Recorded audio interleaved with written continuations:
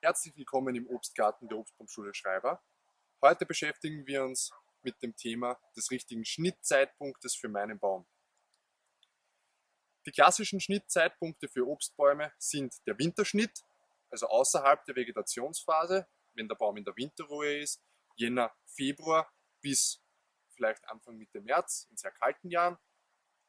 Und der zweite große Schnittzeitpunkt ist im Sommer, im Regelfall nach der Obsternte. Es gibt eine alte Regel zu diesen Zeitpunkten, die mir sehr gut gefällt. Und zwar besagt die, willst du einen Baum tragen sehen, schneidest du ihn im Sommer, und willst du einen Baum wachsen sehen, schneidest du ihn im Winter.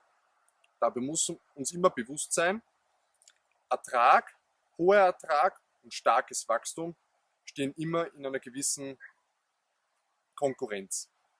Das heißt, Bäume, die sehr viel Fruchtansatz haben, Bäume, die sehr ertragreich sind, wachsen in der Regel eher schwächer. Bäume, die sehr, sehr stark wachsen, haben einen eher geringen Fruchtansatz, bringen weniger Früchte, dafür oftmals die bessere Fruchtqualität.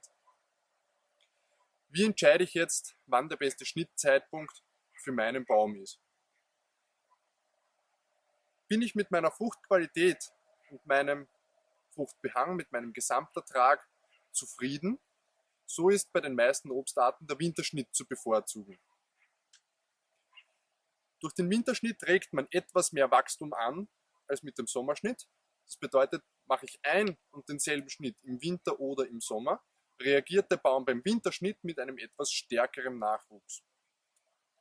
Noch einmal die Folge davon ist, stärkerer Wuchs bedeutet geringere Fruchtzahl, dafür höhere Fruchtqualität. Habe ich aber vielleicht in meinem Garten das Problem, dass mir ein Baum zu wenig oder vielleicht sogar gar keine Früchte bringt, kann übermäßiges Wachstum die Schuld daran haben. Wenn das der Fall ist, sollte ich auf jeden Fall im Sommer schneiden, um das Wachstum etwas zu beruhigen bzw. um es nicht noch weiter zu fördern. Dabei sollte mir auch bewusst sein, jeder Schnitt regt immer Wachstum an. Das heißt, die ruhigsten Bäume hat man dann, wenn man wenig bzw. nicht den Baum anschneidet, sondern immer nur ganze Ast- oder Triebelemente herausnimmt. Es gibt auch noch gewisse Vorlieben für manche Obstarten, wann man manche Obstarten besser schneidet. So ist allgemein bei Kernobst, vor allem Apfel, Birne, der Winterschnitt die Standardmaßnahme. Beim Steinobst, vor allem Marille, Pfirsich, Nektarine, schneidet man sehr gerne auch im Sommer nach der Ernte oder auch zur Blüte, um nicht so hohes Wachstum zu erzielen.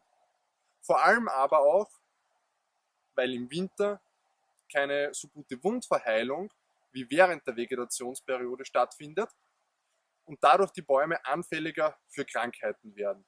Überall, wo offene Wunden, die schlecht verheilt sind, über den Winter hinweg am Baum verbleiben, hat man offene Wunden, Eintrittspforten für diverse Krankheitserreger, die meinen Baum und im Endeffekt wieder meinen Fruchtertrag schädigen können.